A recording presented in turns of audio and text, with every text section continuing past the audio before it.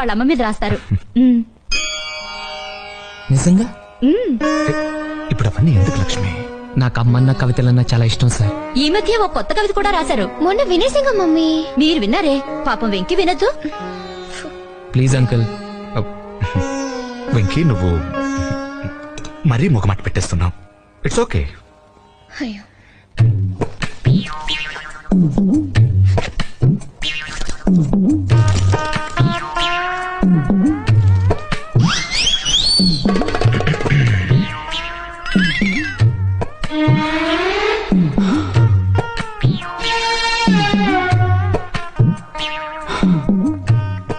అమ్మా,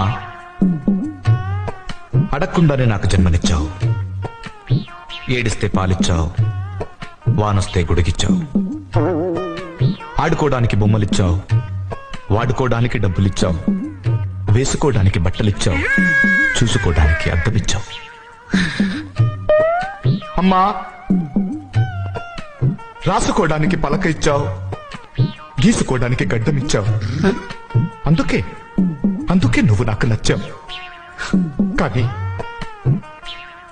ఎందుకమ్మా ఇంత అర్లీగా చచ్చావు? అయినా నువ్వు నాకు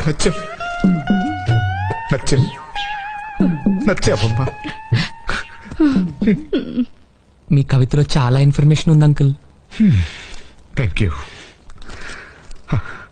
ఓ సారీ, నేను కొంచెం ఎమోషనల్ అయ్యా.